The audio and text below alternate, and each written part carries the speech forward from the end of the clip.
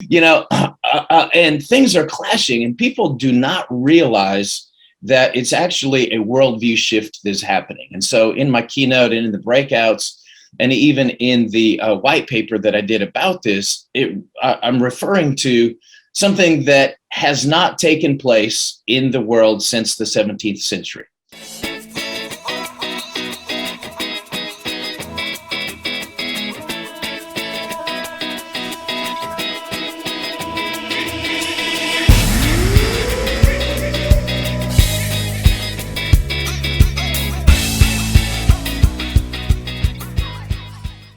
Thank you so much for tuning into Journey with Christian D. Evans podcast. I'm your host, Christian D. Evans. And guys, we have someone very special because the reason why we want to have this individual on is because we see the landscaping change for business structure and definitely leadership and obviously management, and everything's going online. How do you keep that engagement and so forth? And he's done a ton of keynote speakers. We're going to be diving into a lot of fun activities, guys. He has been involved with leadership development, change management, and the generational megatrends and meta narratives of millennials since the mid-90s. He has also 20 years of experience in senior leadership positions with a focus on change management. He's a passionate leadership futurist and an expert in the future of work and leadership. He's an incredible organizational to success in the future needs of leadership and leadership teams. He is also the owner of Strategic Future and Give Powerful Presentations. My friend, Dr. Brian Wade. How you doing, my man? Hey, brother, I'm good. Great to be here with you. I'm honored to be on your podcast and talking to all your fantastic listeners. Well, hey, I'm really excited as well because, obviously you have just incredible, immense knowledge. And if it's all right with you, I'd love to kind of just swing and get right into it. Is that cool? Hey, let's dive in. Awesome. I love it. Hey, so obviously you have an incredible keynote here, and it says the evolving world of leadership, how to adapt to changing culture. And I think this is very, very prevalent in today's world. But you say something right here. It will give you insight into the human components of change, the 6 leadership shifts necessary to evolve organizationally, and the number 1 new skill leadership to be focused on to design the preferable future. If you could expound upon that.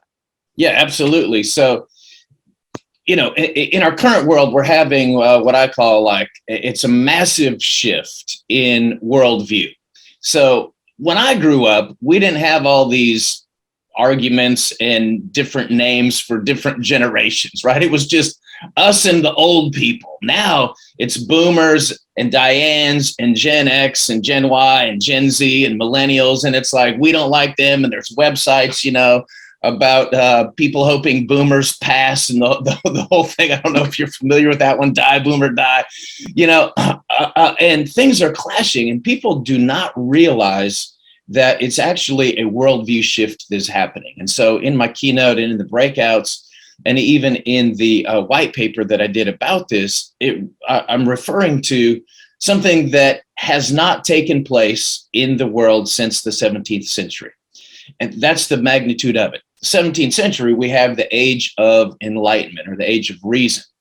It's a predominant worldview that we have now, but didn't exist before the 17th century. In the 17th century, they come along and realize science, the earth isn't flat, mathematics, and everything was about empirical evidence. And so it was trying to discover the truth that existed in the world. Well, beginning, according to some social scientists, sometime in the 60s through the late 80s, all of a sudden now there's a worldview shift, and they call it postmodern. It's much more subjective, we don't follow social norms. It's very much independent. And now it's my truth, and your truth can be different. We're still going to call it truth. And so it's a completely different way of even looking and responding at the world. So that clash is happening, and it's felt in the workplace since 2017. There are more millennials now in the workplace environment than any of the other generations. And so they're causing a massive swing. And so when I would be going to lead a leadership seminar somewhere, wherever it was, people would ask, how do we manage millennials? How do we deal kind of from a negative impact? How do we deal with them? And I'd been studying, postmodernism and the shifting culture and all that since the mid-90s, dating myself when I got out of grad school. And I realized, like, most people don't have a clue about patterning their leadership, patterning even their communication to the different generations, because they don't think the same way. They're not motivated the same way. If you really understand the environments that they grew up in, and even some of the parenting tactics that have happened, you begin to see how their thinking has been shaped. And so people are frustrated because, millennials on average, now this doesn't fit everybody, so I want to make sure that we say that, but retention is a big issue. Meaning coming into your job and staying. It's because, like, one of the 6 leadership shifts that I talk about is they're not looking for necessarily a job. They're looking for a career. They're not looking just to get in a position. They want a job, a role with a company that fits their identity and that has a sense of purpose for them. So it's not just, oh, let me try and get a job. It's what is that company doing? Are they doing good in the world or not? And the job that I'm doing, will it be strength-based, which is also important. It's one of those 6 steps. In fact, focusing on strengths is what Gallup poll said was the most startling discovery they found about millennials. And we all want to focus on strengths, but they want to focus that much more on strengths. And so when it comes to retention, baby boomers, now again, these are averages, but baby boomers believe that they would have 2 to 3 different types of jobs in different companies. So be in one company and you would climb the ladder, but then you might leave and go to another company and climb the ladder there, and maybe a third time.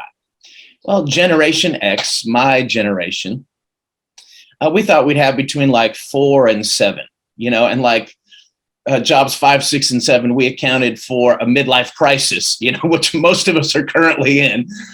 But millennials, and here's the startling fact, and remember, this is not all of them, but the average thinking along the lines of how many jobs you'll have is between 15 and 30 with millennials. That means they're not going to stick around if there's a bad boss that is yelling at him, screaming at him. They're not going to stick around. They've got there's something better for me out there. I'm not going to go through what my parents went through, being stuck in a dead-end job with a boss that they hate. And so as managers and leaders, we have to understand where they're coming from and begin to tailor our management leadership style to embrace them, because the reality is they're not going away. We're going to have to adapt to technology, to all the unseen forces that are out there, and certainly have to adapt to millennials and the incoming Gen Z. Wow. And so let me ask you this, because there are certain almost prejudice toward millennials. And so I'm just curious, what are the right prejudgment of millennials, and what is the incorrect way of looking at it sometimes? So obviously we're lazy, we're mission oriented, all that stuff. Is that true from what you've noticed, or is there some of that that's incorrect and there just needs to be like a kind of a mindset switch?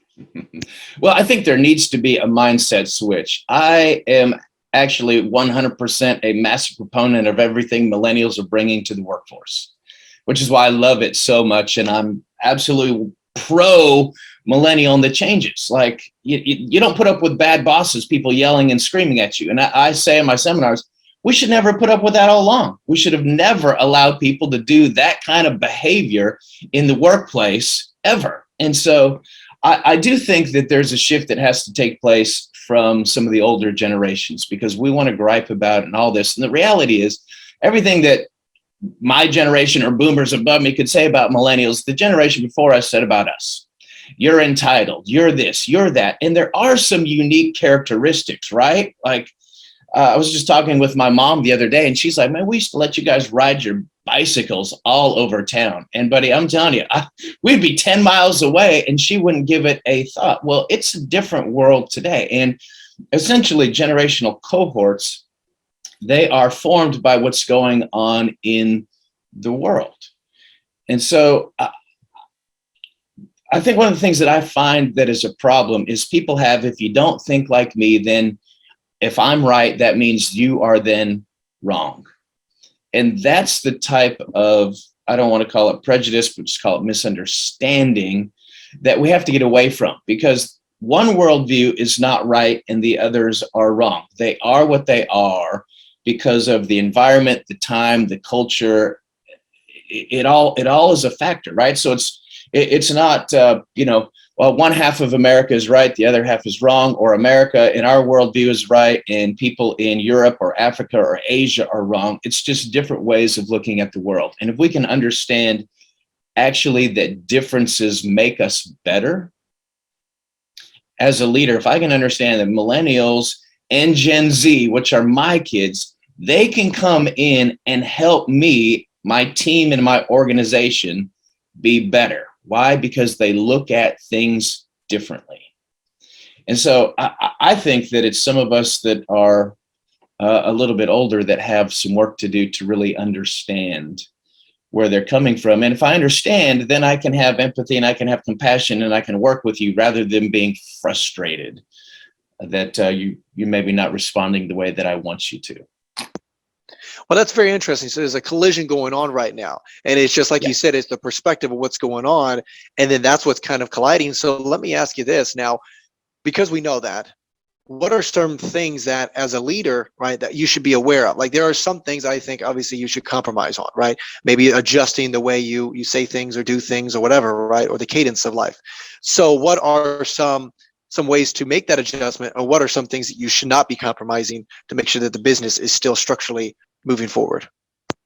Well, I think one of the things we have to do as leaders is understand that leadership is shifting in a big way. Just like the organizational structure, one of the things I ask is like, all right, so where did we get the organizational structure of most businesses? If you think about IBM in the 1980s, where did it come from? Well, the answer is the Industrial Revolution, the 1820s and 40s in England, and the invention of the steam engine, and then factories and assembly lines in the 1900s here. And so everything is based off of kind of, quantity and quality control. And we have supervisors checking quality and quantity, and supervisors over them, and managers over them, and managers over them. And over the last 20 years, what have we been getting rid of? All of that middle management, moving towards teaming. Think Google, collaboration, creativity. And so for me and my understanding, as leadership teams are moving forward, the idea of shared responsibility is big. Understanding that we're all part of the team. I might be the team lead, I might be the CEO, but this group here, there's power in this collaborative effort that I can get from the group. Now, it's going to take a little bit longer than me just saying, this is what I think, everybody, you're my minions, now you go and do. But it's a lesson that has been around for a long time. I remember being in grad school, and a now friend was part of the United States military. He was a little bit older, coming back, doing some grad school work. He was an officer during the first Gulf War. And he talked about how General Colin Powell would come and share his thoughts and insights on a strategy or whatever, and then come back in a day or two and require everybody to come and have a different perspective, an opinion, where his plan might be weak, where they can make it better. And that stood out to me, not only about the collaboration, because then you're getting buy-in. And when you get buy-in, you don't have to sell it. But also what really struck me is that type of leadership shows an amazing amount of leadership confidence. That degree I don't think we find very often. So I do think that we have to really move towards shared leadership. I think that we have to move towards like a coaching model rather than doing a yearly. Hopefully people do their evaluations more than one time a year. Please, God, please, more than one time a year. But for millennials yourself, they want ongoing coaching conversations. And I always make this big deal. Like, what if I was your children's basketball coach? And let's say they're 7 years old. They don't know how to shoot the ball, front like this. They always do the kind of behind the back, two-handed, Dr. J loop because they can get the ball up high enough. And what if, game one, your kid's still shooting the ball weird, game two, game three, all the way to the end of the game or end of the season. And you come to me and say, Coach, man, I thought my child was teachable and coachable, and he or she really wanted to play basketball and excel, but my child's still shooting the ball weird. And what if I said to you, oh, don't worry about it. I haven't told them what they're doing right or doing wrong. I'm waiting until the end of the year in my kind of performance team evaluation to tell them what they're doing right or doing wrong. You'd be like, you're the worst coach ever, the worst coach ever. And yet in a lot of organizations, that's quote coaching, that's quote management. We only tell them either what we don't like, or we wait to the end of the year when we're focused on that. We get so stuck in these ruts that we forget that people are human. And like one of the big takeaways for me, besides communication and learning how to communicate, is the idea of emotional intelligence. We have to have emotional intelligence as leaders to understand our emotions, to regulate those, and to understand the emotions of others. And so emotional intelligence for me is one of the most important leadership topics for people to grab hold of and to kind of really master. So this is interesting. I'm glad you kind of talked about emotional intelligence, because I do know, like, you need to have the proper mindset health, right? A little bit mental healthness. Though I always find, I am what is called a millennial, right? And the thing that I get really frustrated with my generation is a lot of times they are categorized as snowflakes, and I do somewhat agree with it, right? Some of them are very, very, just come on, grow a pair, let's move on. All right, you didn't mean it, and so forth. Right. But what have you noticed with, working with, obviously, older, leadership to younger leadership, and obviously overcoming, I guess, that limiting belief that, hey, we're snowflakes and we can't handle it. Oh, we need mental health days, all that stuff, right? Because that does come across sometimes. It does come across sometimes, but I always underscore the fact that a lot of that is not your generation as a whole. There are some, but it's real easy to point out, like in the generation of the 70s, the hippies. Well, not everybody was a hippie, but that's what we remember. Point out all the anti-war movement. Well, not everybody was completely that way, and so we tend to characterize kind of the worst case scenario. I do think that there are some issues. I've talked with some friends of mine that are principals, because they're just shaking their head, principals at accounting firms. And they're like, this young guy comes in, great education, got great history, was in California, I live in Nashville, Tennessee. And he shows up to his interview, shorts and flip-flops and a Hawaiian shirt. And she's like, what's up? And I'm like, it's just different generation. So but I'm careful not to categorize people, because I think stereotyping isn't always true. Are there some of those things and some people that respond that way? Yes. But are there plenty that don't? Yes, there are. So for me, it's an individual situation, right? I'm influenced by my generation, Generation X. We're the latchkey kids. We're highly cynical about everything. I'm incredibly cynical on certain things, and it served me well at times and not well at other times, and times I should have been more cynical. But just knowing that, okay, that's kind of who we are generally, but not everybody my age is overly cynical. Not everybody's a snowflake. Not everybody's going to show up to a job interview in Bermuda shorts and flip-flops. And so I tend to shy away from kind of the stereotypes and really want to look into what are the general trends. We call them a general trend. Know that there are some people that fit that mold, and there's a whole lot of others that don't. I like that, because see, one of the things I've noticed about our culture right now, because there's such a lack of trust in organizations and people and all that stuff and whatever, it's almost like you're guilty before you're proven innocent, right? And vice versa, exactly. When you're innocent and proven guilty. And so it's like, hey, you're a snowflake until you're proven innocent, right? And the reality is you need to have the right perspective of what you're saying. Hey, there are, and like you said, it's easy to just categorize and put everybody in that bunch, because it's just by human nature, it just makes us, more comfortable with that. And I appreciate you kind of emphasizing that. Now, let me ask you this, okay? So we got this young generation, okay? What is your take on like Enneagram, personality test, being able to facilitate, hey, you know what? This person maybe is not the right approach with this person. I find that very interesting now with the technology. I've taken a lot of personality tests, and I find this very interesting, and just the workplace environment, and like, hey, how should you approach Billy Bob? How should you approach and have a conversation with this person? What is your take on that? And I'd love to get your kind of insight on that. So I love them. and it's just part of my personality. Like I love ideas and philosophy and psychology. So I love them. I, in fact, use the DISC personality. I have assessments, do coaching off of that because it's the easiest to understand. Because most people that I'm talking to, Christian, they don't care near as much about it as I do. I get jazzed up and get happy. They're like, oh God, not one of these again, you know?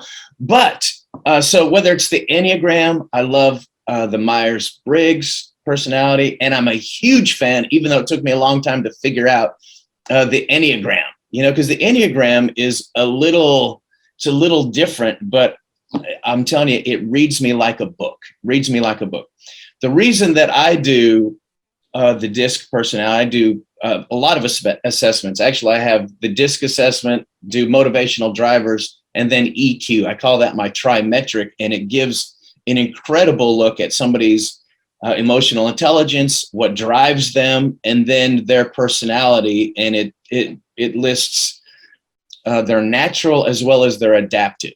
So if you have to shift a little bit towards, you know, it's kind of your preference, shift to fulfill a role at work, you might be, you know, much more of a people person, what you call an I on the DISC. Sometimes we do colors, be yellow. And if you get stuck into a position where you can't be as social and you have to be a little more detailed, which is kind of the opposite, I think it's helpful for people to know and understand themselves. But from a leadership perspective, I think it's 100% vital for us to understand communication differences, because like I am in the DISC, I'm a high D, you probably are too, and a high I. The people that are right across from me, which is 50% of the people, they're the S, right? So they're they're pretty detailed. They're very much like, we want to be nice to everybody and think about everybody. And my natural personality is task oriented, and I can appear. Now, it's not who I am, it's not true, but I can appear to prefer tasks over people, which is like anathema to that opposite personality type, right? So just me being me, communicating in the way that I like to communicate, I can actually offend somebody. And so in my seminars in communication, we talk about the golden rule, which most people know, you know, do unto others the way that you would have them do unto you. But in communication, this guy named Dr. Tony Alessandro came out with what we call the platinum rule.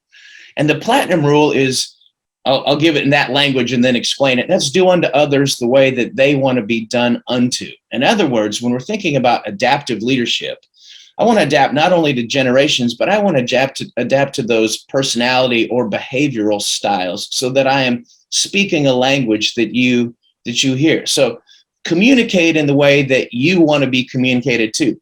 So I like to be communicated. I want bullet points. I want fast moving. I don't want all the details and the data. So you know how to speak to me. This is what we want. This we're going after, Brian. Boom, boom, boom, boom, boom. I'll clarify it, and I'm off to the races. Other personalities, you have to show them the details.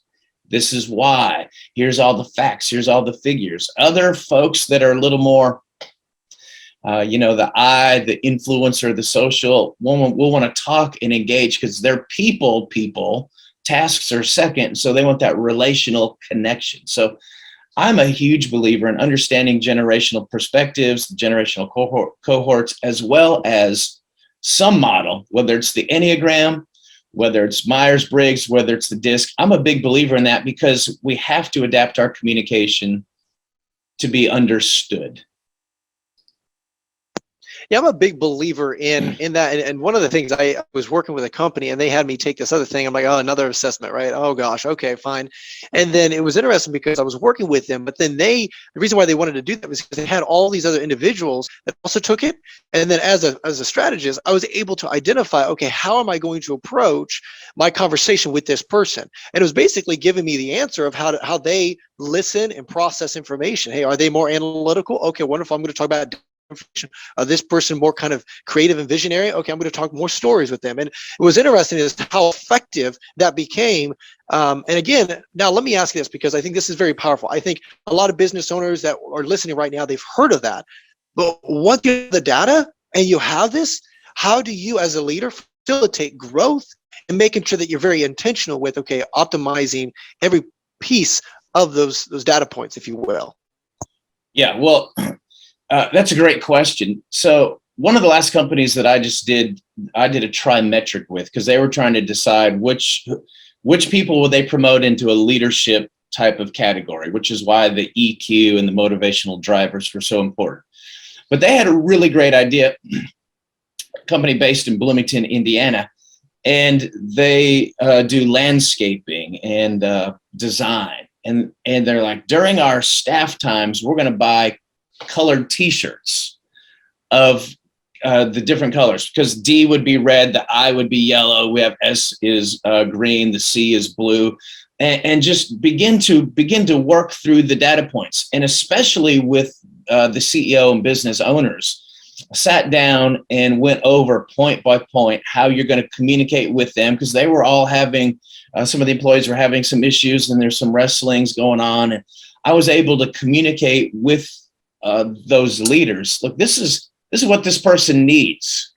This is what you're saying the right words, but if you use the 5 love language, you're saying I love you in language number 1, and they speak language number 4, so they're not hearing it. And they're trying to say, man, I want to serve you and I want to do the best, but you're not hearing it either. And so they have conflict that happens. And so I walk through and help people understand just how important that individual's personality is, help them find creative ways to remember that personality, because the reality is this, and you know this, Christian, this is why I set up my business. At least my goal is to have it structured like a consultant. All right. So I had a little bit of consulting background. You know, a lot of training, people want to check off the box, and you come in and all right, let's do a training. Boom, okay, done. Well, you know, when things get stressful, we default to what we've known. And so I'm going to default just to being red. Here's orders. Everybody get it done. Move, move, move. So we need some ongoing conversations, ongoing coaching conversations, ongoing training. And that's one of the things that I really love to do to help businesses shift, is to kind of take that role, to help the leaders understand, to help, the staff understand, the team understand, but really to begin to form that leadership perspective where they're adapting communication, where they're growing in that emotional intelligence. Because if I just come in and do a great seminar on emotional intelligence, all right, it's cool, and everybody's good, and they're happy for a week and 2 weeks, and then after that, they forgot everything, and they're back to their normal behaviors. And so it's really forming and developing leadership, and that's what I'm really about, is helping develop leaders and the skills, and turning those skills into habits. So I don't have to think about how I'm going to communicate with Christian. I don't think how I'm going to have to communicate with this person. It begins to happen naturally because I've created those neural pathways and am now able to do it almost intuitively as soon as I get a sense for your personality. Man, wow, that's very, very good insight. And just to have the right expectation, and for some of the business owners, some of the business owners that we work with that are listening to this podcast, they have, maybe 5 to maybe like upwards of like 40 people that they have, right?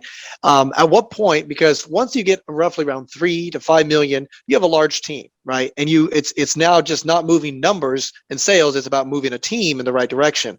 And I guess maybe emphasizing, okay, the importance of putting this cadence in at a very early stage, so you're not behind the 8 ball and like, oh gosh, we got to catch up. The churn rate, the retention rate's horrible. People aren't sticking, and obviously you're losing money, and it costs a lot of money to hire and find the right candidate. Yep. It does for sure, and the sooner the better, right? Like when I come into companies and they're having me do seminars for emerging leaders, that's what I call them, right? That were staff and now they've just been promoted to supervisor, whatever the case might be. I always start off and I'm like, congratulations. You're at a company that actually gets it. They're trying to form you now. What most of the time what happens is you get this guy or this gal and they're great at what they do. And so, man, I want that team to produce the same way this person is. So we're going to make you supervisor. And they say, congratulations, you are now Mr. and Mrs. Supervisor. Now go do it. Sink or swim.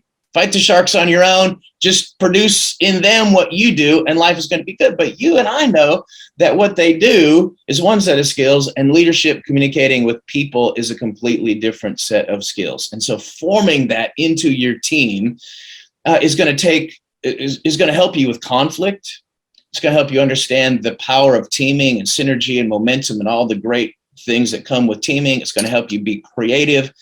And essentially, if you get down to really having great leaders that are adapting their leadership and are emotionally intelligent, there's a massive bottom line, either savings or earning, that you have, because psychologists tell us for every negative interaction, emotional interaction that a boss has with an employee. So if I come in and yell at an employee and he or she feels shamed or put down, and it impacts their productivity for 4 hours.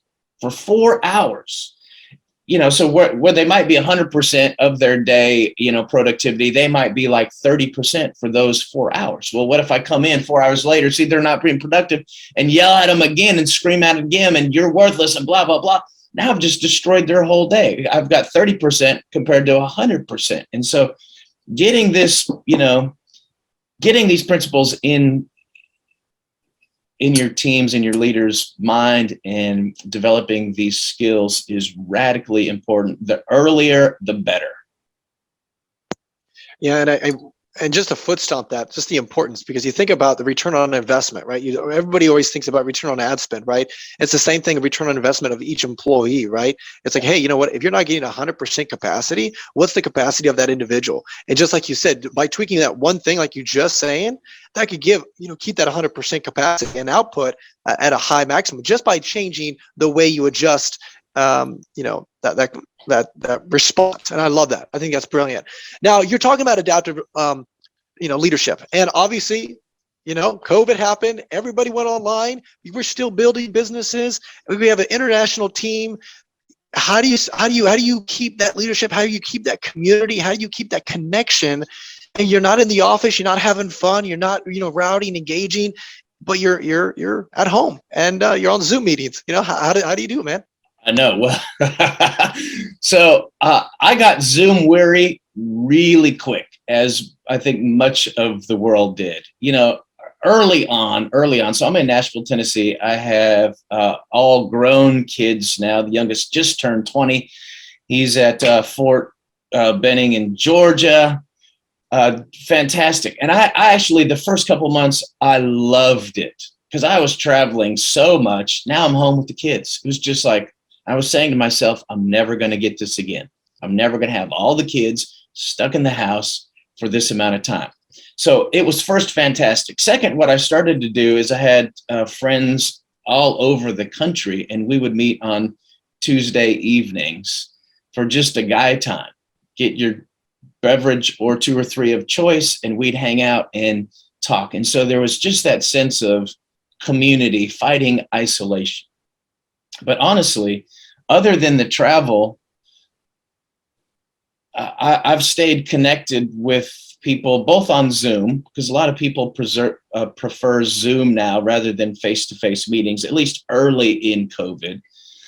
But it's just staying connected. I would meet with people and we'd go walk outside and we'd, stay social distance. We need to wear a mask, we wear masks. But it was doing things to keep that sense of connectivity and relationship, because isolation, I believe, is it's an illness to the human soul. And I know that psychologists talking about children and families that have stayed isolated through this whole thing has a tremendous negative impact on their psyche. And so I'm the type of person that I can't sit still, and I don't want to be alone. I don't want to sit in the house by myself. Now that the kids are gone, they even took the dog. It's like I find ways to get out with people. And so whether it was Zoom meetings or going to meet them and taking a walk out in the fresh air when we could, I just did everything possible. Now, the business side, boy, for a while it was rough because everybody wanted to go Zoom. And so we jumping on Zoom, but then after a while, I think folks were Zoom weary. And so that seemed to slow down for me, but it was then. So I do leadership. I also teach, excuse me, on public speaking, because I was the kid that grew up and was terrified to speak in public. Terrified. My mom's 83 years old. She's like, and I've been doing this for a long time, Brian, I still can't believe that you stand up in front of people and speak. And I'm like, Mom, it was like my greatest fear. Like, oral reports in school were the worst thing that could have ever happened. I'd do an 80-page paper over an oral report.